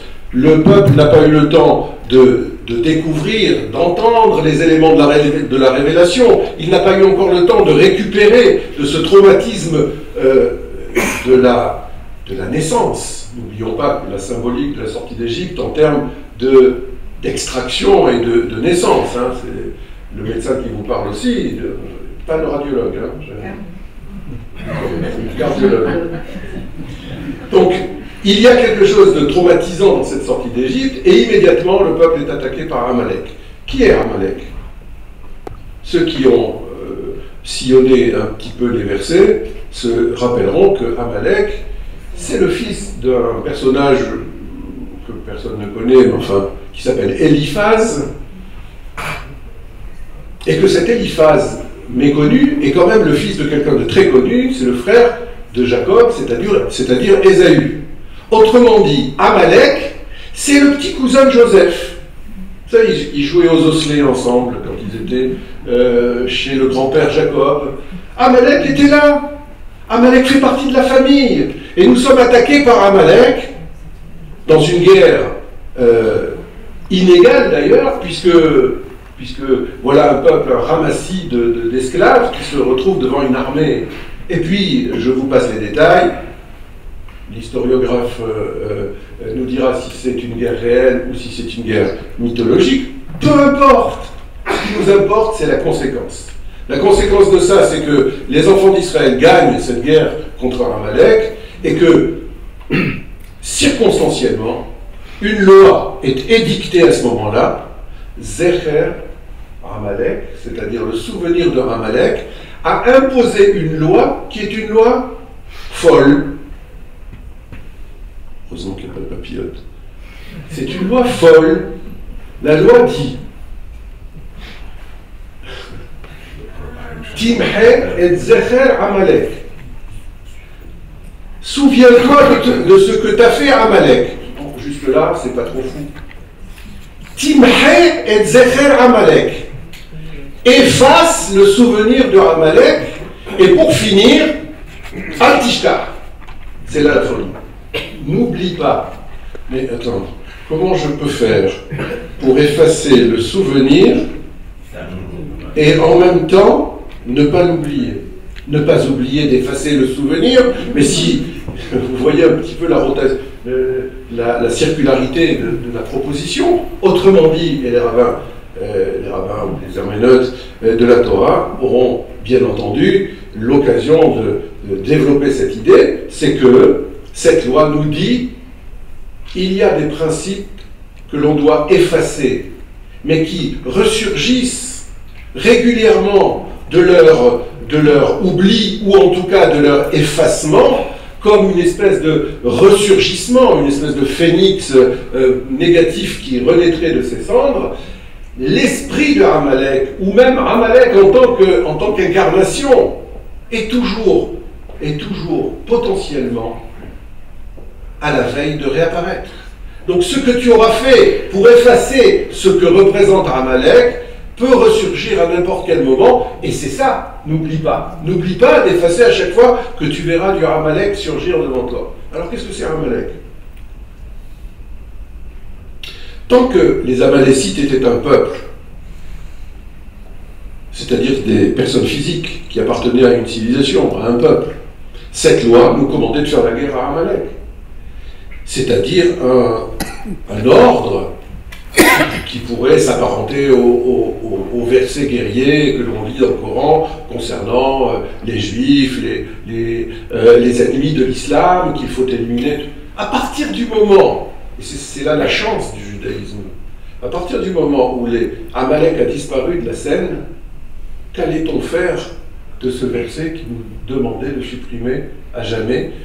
Le texte n'était plus abrogeable, le verset devenait sans lien avec la réalité, il devenait donc caduc. Est-ce que l'on pouvait encore trouver une justification, ou en tout cas une explication à ce verset? Et là, je voudrais juste faire une petite parenthèse. C'est là le problème essentiel du judaïsme. Le judaïsme a lutté contre le karaïsme. Une des hérésies juives, Égypte. Le karaïsme a été la lecture littérale. Des générations de juifs se sont fourvoyés, bien sûr, selon le point de vue qu'on adopte. Il y a encore des karaïtes, vous savez, en Israël, il y a encore des karaïtes. C'est dire que le karaïsme, même littéral, ne peut pas faire l'économie de l'interprétation. Même si on est dans la littéralité absolue, on ne peut pas être dans l'économie d'une certaine interprétation. Mais bon, passons. Le karaïsme a toujours été combattu parce que karaïsme, qui vient de la racine hébraïque koré, qui veut dire lire, koré, l'ikra, mais d'ailleurs ça ressemble à quelque chose qui a à voir avec Coran. Donc il y a quelque chose effectivement de l'ordre de la lecture, mais au sens du karaïsme, on entend ce verbe-là comme la volonté délibérée d'un groupe humain de faire du texte révélé l'alpha et l'oméga du comportement des hommes. Ce qui est marqué dans la Torah, il est marqué quoi? Il est marqué, je ne sais pas moi, à la lettre, dent, œil pour œil, dent pour dent. C'est ça qui est marqué dans la Torah. Eh bien, on crève les yeux de ceux qui ont crevé un œil, on coupe la main de ceux qui ont coupé la main. C'est ça la littéralité. Cette vision, c'est le cas de le dire, des choses a été combattue de manière radicale dans le judaïsme. Ça a mis certainement plusieurs centaines d'années, car il y a eu des karaïtes, des mouvements karaïtes jusqu'à la destruction du deuxième temple. Je vous dis, il y en a encore aujourd'hui. Mais la lutte essentielle contre le karaïsme a eu lieu un peu après la destruction du deuxième temple, lorsque le judaïsme s'est senti en voie de disparition et qu'il a mis par écrit toutes les discussions potentielles et possibles, les explications qui ont été compilées au travers de ce qu'on appelle les Talmuds, puisqu'il y en a deux, le Talmud de Babylone et le Talmud de Jérusalem. Et à l'intérieur de ces textes-là, que le professeur Ancel a cité au travers de Megillah et de Avodah Zarah. Donc il y a des textes qui nous servent de référence. Ces textes sont essentiellement discursifs. Ces textes sont essentiellement polémiques. Ces textes sont essentiellement des dialogues où vous voyez des oppositions et des opinions, en tout cas divergentes, à chaque détour de verset. Il n'y a pas une loi qui soit consensuelle, au point qu'il y a même des écoles radicalement opposées. Vous connaissez l'opposition entre Hillel et Shammai. Bon, c'est la plus célèbre, mais il y en a d'autres, bien entendu. Je ne vais pas vous assommer avec ces différences. Mais il faut savoir que ces textes sont rédigés dans un aspect contradictoire permanent. Et que la loi sortira de la contradiction qui a été développée dans ces discussions. Tout à l'heure, il y a eu donc une citation du traité Avodah Zarah concernant l'opposition entre Césarée et Jérusalem. C'est intéressant parce que la question, bien entendu, n'est pas de savoir celle qui va survivre. Bien entendu que les rabbins étaient certains que Césarée disparaîtrait et que, d'ailleurs on dit bien en français, Césarée de rigueur. Ce qui signe quand même l'arrêt des choses. Césarée de rigueur. Ouais, ben bref, c'était juste pour faire là, parce que je sens que votre attention est encore un peu flottante. Donc Césarée va disparaître, c'était sûr dans l'esprit des rabbins. Mais ce qui est intéressant, c'est de noter que nous avons ici une méthodologie talmudique qui est assez répétitive, c'est-à-dire le fait que ce qui est écrit dans le Talmud n'est jamais que le reflet d'une opinion, et non pas une position absolue. Or, citer le Talmud, si on le cite de manière, j'allais dire, comme un instantané des choses, comme un polaroïd des choses, on aura bien sûr quelque chose qui sera intéressant à traiter, mais on perdra, si vous voulez, la force qu'il y a dans l'opposition des points de vue. Du coup, j'ai perdu le film. Je reviens à ce que je disais tout à l'heure, à propos de Amalek.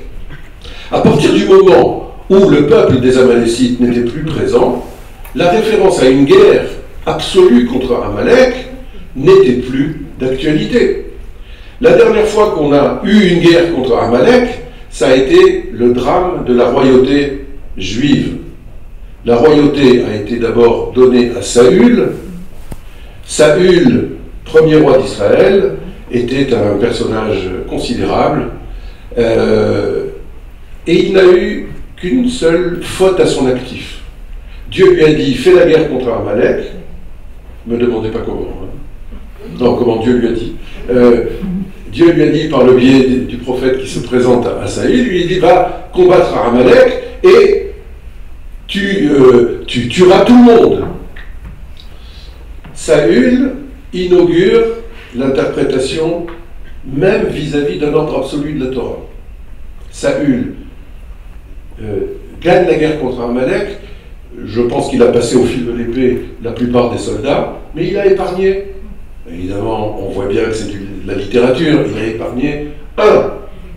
Autrement dit, il en a épargné quelques-uns. Hein, il a épargné parmi eux, il a épargné le roi de Amalek. Le prophète vient et lui dit « Quoi, tu as épargné le roi de Amalek ?» Mais Dieu t'avait dit d'effacer Amalek totalement, un génocide, disons les mots tels quels. Saül, pour cette interprétation qui lui est personnelle, perdra la royauté qui sera dévolue à une autre dynastie directement, à David. Ce qu'il y a d'intéressant, c'est que périodiquement, on nous dit que Amalek renaît de ses cendres même biologiquement. Et Amalek se trouve être dans la Megillah d'Esther, le livre d'Esther qui se trouve dans les hagiographes de l'Ancien Testament. On nous dit que Haman, vous connaissez Haman? Non, pas la capitale de Jordanie. Haman, avec un H. Haman a décrété en un seul jour la destruction de tous les Juifs de Perse et de Médie et de détruire en un seul jour, sur un coup de dé, Purim, un coup de dé, détruire tout le peuple juif. Et en nous donnant la biographie, en tout cas la généalogie de Haman, la Megillah d'Esther nous dit qu'il était Haman Ha'agagi. Ha'agagi, ça veut dire le descendant de Agag. Et qui c'est Agag? C'est le roi qui a épargné Saül. Le roi d'Amalek qui a épargné Saül. Alors les rabbins, bien sûr, évidemment, font leur chou gras de cette nouvelle et nous disent, eh ben tu vois, c'est terrible. C'est terrible. Faites attention. Ce qui est vrai dans un temps n'est pas vrai dans le temps d'après.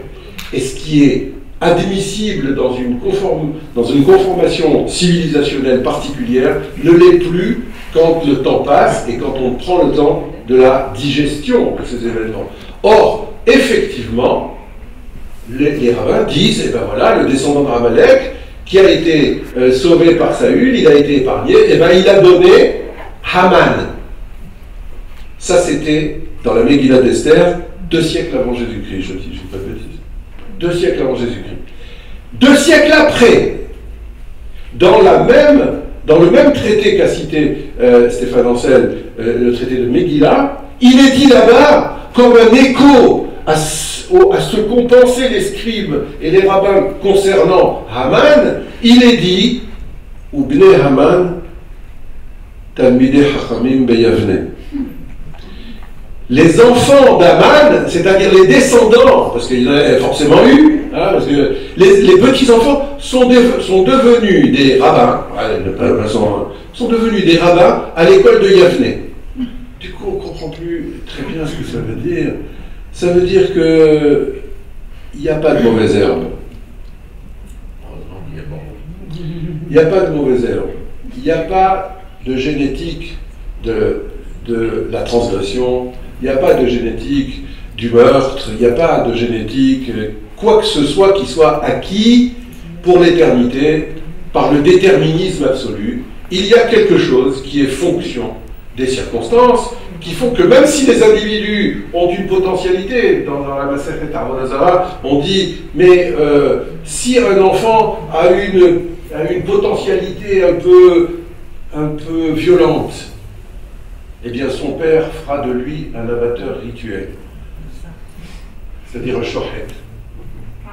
Vous voyez ce que ça veut dire? Vous voyez que pour la pensée de l'Antiquité, il faut jouer avec les qualités positives ou négatives et les orienter pour ne pas que, effectivement, n'éclosent toutes les conséquences négatives qui peuvent survenir. Et donc il n'y a rien d'absolu. Agag a pu donner Haman, mais Haman a pu donner des rabbins du Talmud. Donc rien n'est jamais impossible. Il y a une volonté délibérée d'inscrire la relation que nous avons les uns avec les autres, non pas dans un combat qui restera la dernière et l'ultime étape du règlement des conflits entre les individus, mais qui doit être repoussé, quoi que l'on dise, et certainement pas céder à une espèce de pulsion immédiate qui fait qu'on résout les conflits par la violence ou par la guerre. Je rappellerai aussi cet enseignement qui est donné par Maïmonide dans le Moré Nebuchim, c'est pas important, où c'est que c'est dit. Nous expliquons que le mot qui est choisi dans la Torah pour dire la guerre,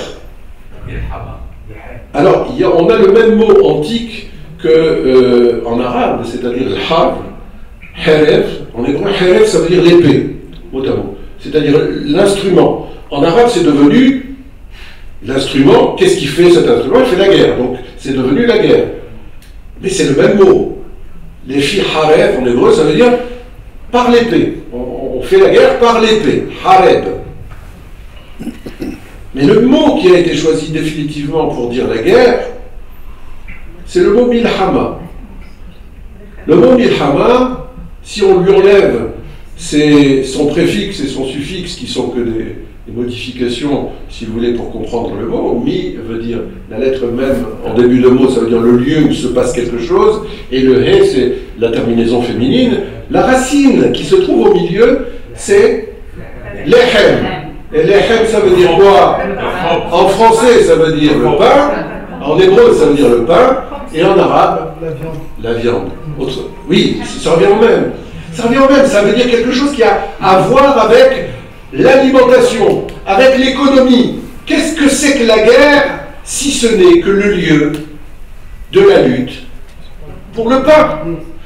C'est-à-dire que la Torah viendra amplifiée par les commentateurs et dira la résolution des guerres pour qu'elles n'arrivent pas, c'est de voir l'absence de pain chez l'autre, l'absence de viande en l'occurrence chez l'autre, et dire ah, s'il a le ventre plein, la guerre ne viendra pas.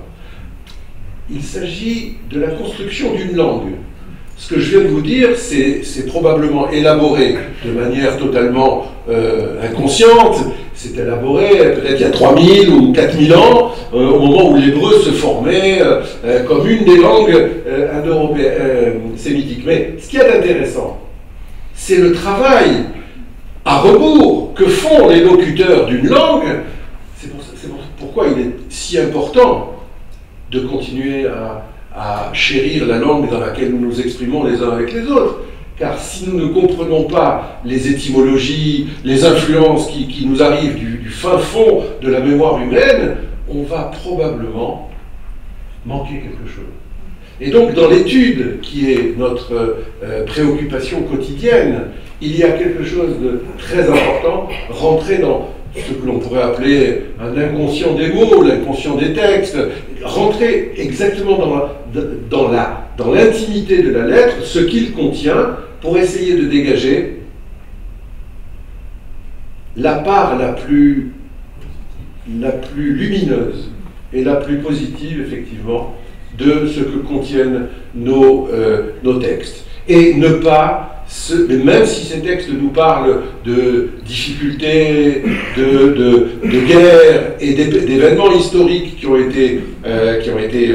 marqué la naissance de nos religions et la naissance de nos civilisations, essayez tout le temps de comprendre et de faire la part des choses en s'imaginant que ce qui tue aujourd'hui la relation entre les hommes et les hommes au travers de leurs convictions religieuses, c'est probablement l'anachronisme.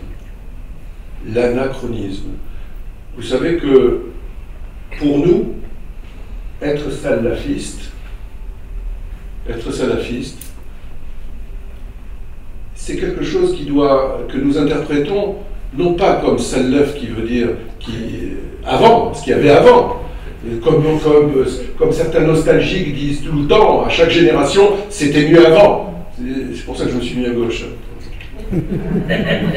C'était mieux avant, c'est banal, c'était mieux avant, mais c'est pas ça que ça veut dire. Pour nous, c'est l'œuf, et nous préférons, dans l'arabe dialectal, ça veut dire prêter. Non, mais l'arabe classique aussi. Oui, aussi, mais ce même verbe a été utilisé par les maîtres juifs d'Afrique du Nord pour dire l'interprétation, c'est-à-dire prêter ou interpréter. C'est-à-dire que, oui, il faut être salafiste, mais pas pour revenir à des comportements anachroniques, mais pour revenir à une interprétation. Salaf. Il faut prêter au texte ce que le texte ne nous dit pas de manière directe, parce qu'il n'est pas de notre temps. Et il continuera de parler au travers de l'interprétation.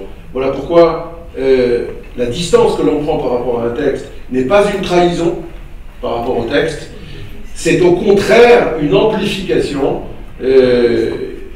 une possibilité de découvrir encore une dimension méconnue dans le texte direct, dans le texte lu. Et pour juste finir, une petite blague, enfin si je peux me permettre, mais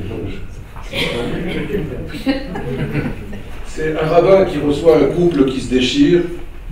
Ceux qui la connaissent ne disent rien, ne rient pas. Voilà.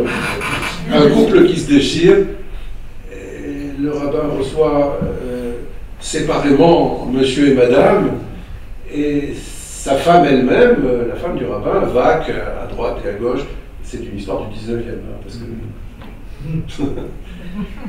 Bref, le rabbin interroge le mari et lui dit « Alors, qu'est-ce qui se passe ?» Et le mari dit Voilà. Elle m'a dit, elle m'a fait, elle m'a dit, elle m'a fait, elle m'a dit, elle m'a fait pendant une demi-heure la litanie des reproches. Et à chaque fois, le rabbin fait comme ça. Oh là là, je te comprends, je te comprends, je te comprends. Et elle m'a dit, elle m'a fait, je te comprends. Bon, ok. Je vais quand même voir ta femme. Il sort, il interroge la femme. Alors, qu'est-ce qui se passe? Et ben voilà, elle m'a dit, il m'a dit, il m'a fait, il m'a dit, je te comprends ma fille, il m'a dit, il m'a fait, une demi-heure. Bon, il dit, écoutez, passez dans la chambre, dans la pièce d'à côté, je vais vous appeler dans 5 minutes. Ils se mettent dans la pièce d'à côté, sa femme vient et lui dit, dis-moi, Rabbi, qu'est-ce que c'est cette justice? Qu'est-ce que... Il y a une vérité ou il n'y a pas de vérité? C'est clair ou net? Qui a raison? Le mari ou la femme? Il lui dit, toi aussi tu as raison.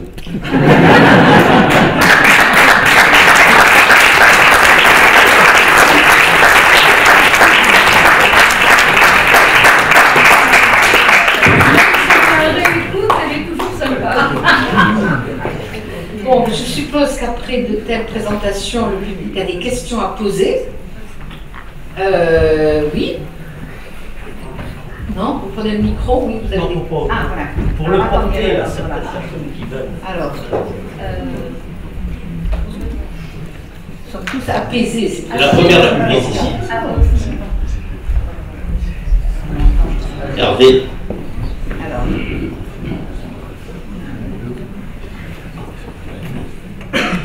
Oui, bonjour et merci pour vos interventions. Ma question peut-être est plus pour l'imam, M. Tariq Obrou. Pourquoi, si le Coran ne prône pas la violence, et je veux bien y penser, pourquoi assistons à autant de mouvements de radicalisme musulman, qu'ils soient arabes ou pas, et autour de nous? Alors, moi j'ai ma petite réponse.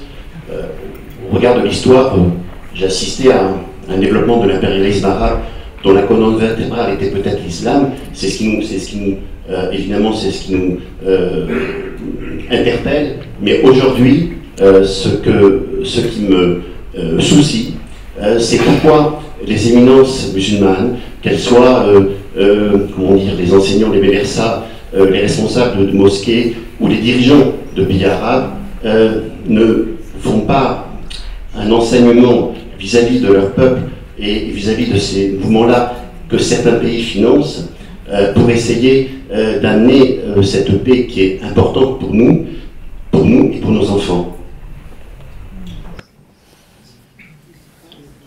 Une grande question. À laquelle vous deviez vous attendre. En même temps, c'est une question classique, dont la réponse a été déjà esquissée dans mon intervention.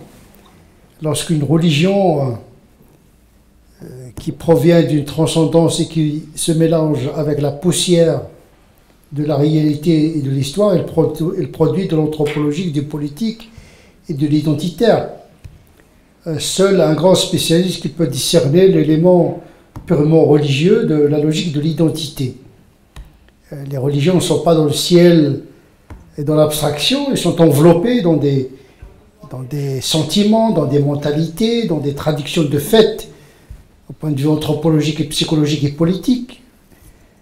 L'islam est une religion, mais malheureusement, il a subi par la suite l'effet de l'effondrement de la civilisation arabo-musulmane.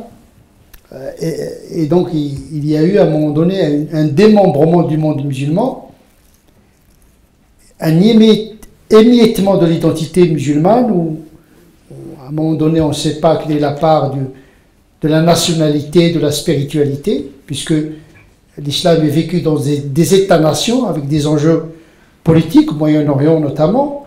L'Arabie Saoudite, le Pakistan, etc. sont des États, qui ont des logiques économiques et politiques, en lien avec l'Occident, qui a mobilisé cette violence contre l'URSS, et qui a recyclé encore cette violence. En vérité, le djihadisme actuellement, ou bien le terrorisme, ce n'est pas une simple production herméneutique des textes, c'est aussi une géopolitique. La CIA avait besoin de mobiliser le salafisme et de mobiliser l'islam contre l'invasion communiste dans les pays musulmans. Donc on on a réveillé le monstre, mais à un moment donné, le monstre est devenu adoptable, d'une certaine manière.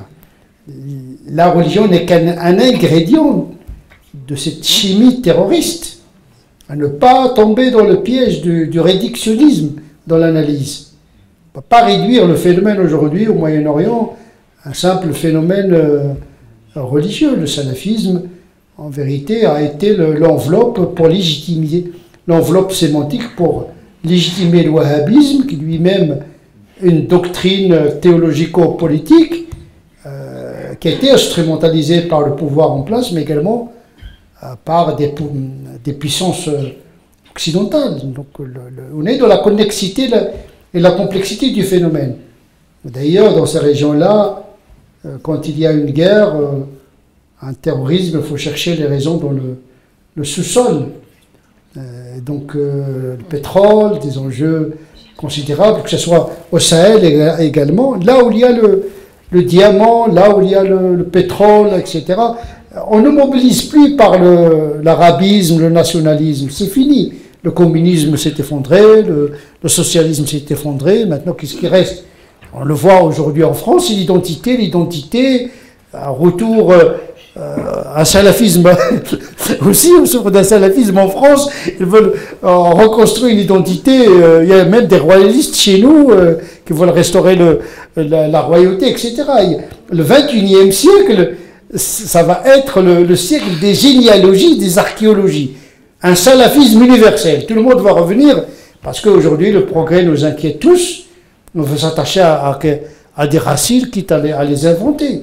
Donc le salafisme, c'est un symptôme d'inquiétude et de repli, parce que la modernité perturbe tout le monde, les musulmans, mais également le protestantisme en Amérique. Il y a un intégrisme violent qui se couvre derrière une guerre séculière. Il y a des États qui engagent des guerres avec des motivations subreptices, bibliques et théologiques, etc., mais qui ne disent pas leur nom. Donc, quelle est la part du sacré et du profane dans un conflit? C'est ça la question. Ça demande bien sûr de la psychanalyse, de l'archéologie, etc. pour, voilà. Qui instrumente qui? Est-ce que le religieux qui instrumentalise l'État, ou bien l'État qui a besoin d'instrumentaliser le religieux? Moi, je pense que c'est le contraire. C'est le politique qui instrumentalise le religieux. D'ailleurs, les religieux sont tellement bêtes aujourd'hui que, franchement, ils ne connaissent pas ce qui se passe dans le monde, les enjeux économiques et politiques. Ils entrent dans une interprétation complètement déconnectée, ce que j'appelle les conséquences d'une herméneutique. Quand vous dispensez un discours religieux, il y a la récupération, les conséquences. Il faut calculer les conséquences. On peut encourager tel groupe, etc., etc. On le laisse. On ne le crée pas, mais on le laisse. On lui donne... voilà, on ne le censure pas. On a fait sortir les frères musulmans des prisons pour aller combattre les soviétiques. Moi, j'appartiens à cette génération-là. On venait ici pour recruter les frérots pour aller combattre contre... C'était encouragé par la France, etc., etc. Donc tout n'était pas religieux dans ces phénomènes-là. C'est après coup, quand vous êtes dedans, et vous sortez, là vous avez une vision intrinsèque et extrinsèque. Il y a beaucoup de gens qui sont sincères, qui cherchent une quête spirituelle et qui se trouvent embarqués dans des trucs qui dépassent complètement il y a les facteurs économiques, etc., qui font que les gens, ils partent dans une perspective sincère de la religiosité et qui se trouvent embarqués dans des combats qui n'ont rien à voir avec leur engagement spirituel. Voilà. J'ai dit tout à l'heure qu'effectivement, la question de l'abrogation, etc., l'abrogation des versets... Quelle époque exactement, l'abrogation des versets? Dès les Abbassides, dès les Omeyyades.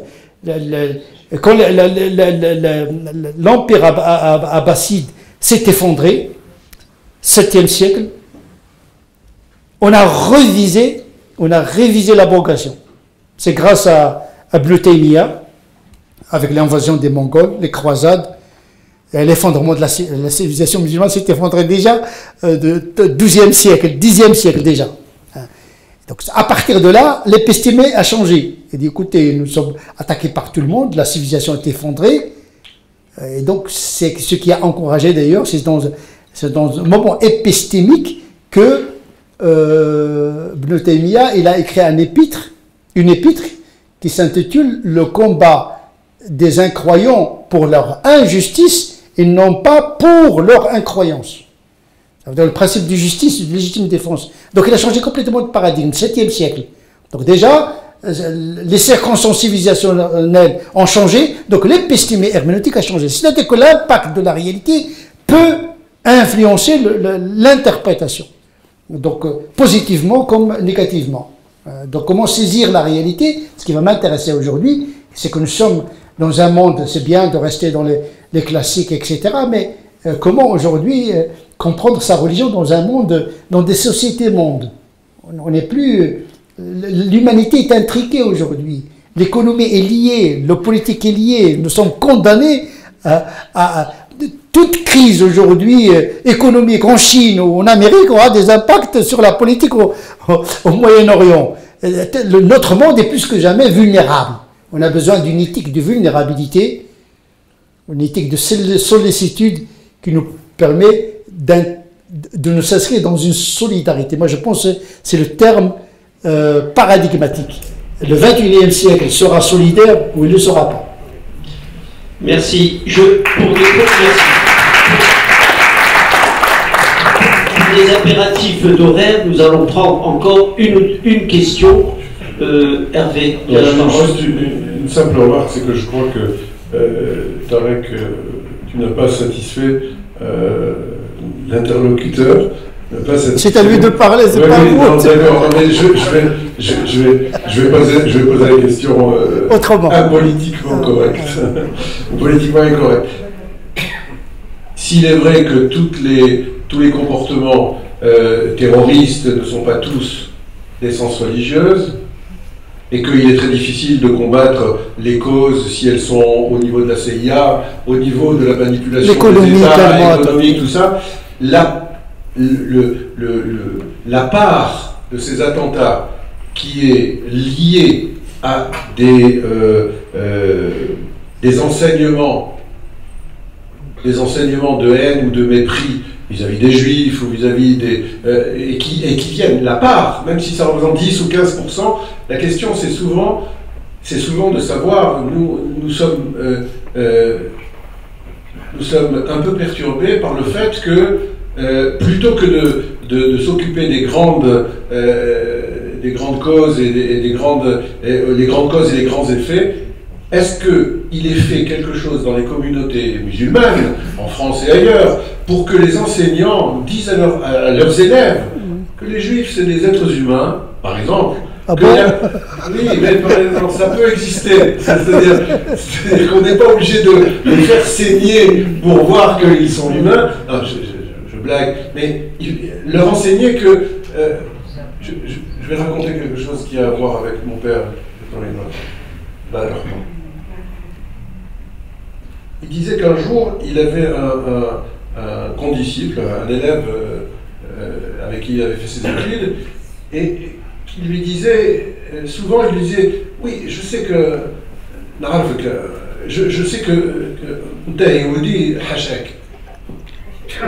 ah oui, ça c'est systématique. Yehudi Hachek.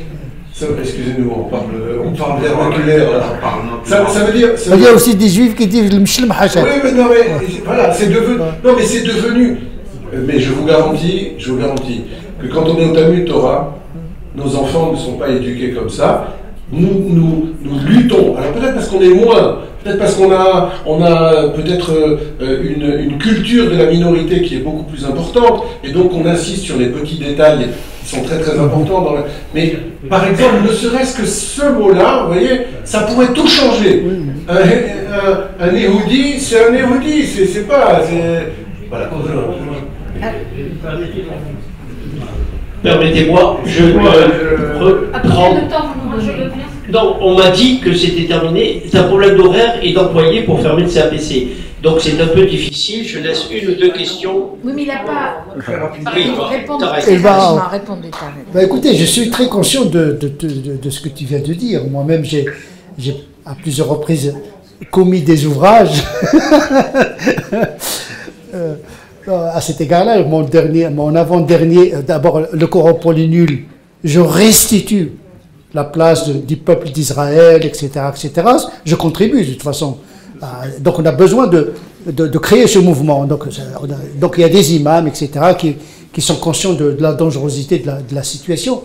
Moi, j'ai réservé tout un chapitre dans l'ouvrage Appel à la réconciliation, justement, où je considère que l'antisémitisme est un acte blasphématoire, parce qu'il est à l'encontre de l'orthodoxie musulmane, etc. Je pense que le problème aujourd'hui, c'est la confusion entre le conflit politique et sa conversion en conflit théologique. Je vous annonce que j'ai un projet avec Albin Michel qui s'intitule « Lire le Coran après l'État d'Israël ». Et je vais essayer de faire un petit peu le discernement entre la part de théologique et la part du politique, pour donner quelques éléments de discernement à des gens qui considèrent que le conflit là-bas, il est totalement théologique, alors que la théologie n'est, des deux côtés d'ailleurs parfois, sont instrumentalisés parce que le sionisme était laïque, mais aujourd'hui il est récupéré par le religieux. Il y a un retour aujourd'hui. À ne pas vouloir traiter une question politique, on la transforme inéluctablement en théologique à un moment donné. Donc il faut faire le discernement. Voilà. Bien, je vais donner, vous m'excuserez, je vais donner 1 minute à nos conférenciers pour conclure. Et c'est pas ce que je ne veux pas, mais moi je pourrais passer jusqu'à midi, 20 heures, c'est un peu difficile. Allez-y. Je vais juste jouer un petit peu à apostrophe, puisque vous venez de parler de votre ouvrage qui vient juste de sortir, qui s'appelle Le Coran pour les nuls, et donc je le recommande. Je pense qu'il est en vente chez Mola. Oui, c'est ça, chez Molla, hein, on va peut-être jouer comme ça. Mais nous avons ici même le libraire du rayon religion qui est là. Et aussi, je voulais signaler le livre de Stéphane Hansen, qui a le titre qui est parfait pour aujourd'hui, Tuer pour Dieu. Et donc, qui est rapport à la violence et à sa légitimité dans le judaïsme ancien. Et c'est paru chez Guttner, pardon, j'ai pas mes lunettes donc je ne vois pas très bien. Voilà, donc je vous recommande ces deux ouvrages pour arriver à mieux comprendre. Et je remercie l'auditoire qui a été très patient jusqu'au bout. Et moi je remercie comptablement les 3 conférenciers, vous madame. Est-ce que vous voulez 1 minute et un mot de la fin pour chacun d'entre vous? Puis Salomon Bitton nous remerciera. Le mot de la fin. Bon, c'est bon, moi j'ai dit mon... Non. Laisse-moi parler. Alors, je dis merci à tous. Salomon,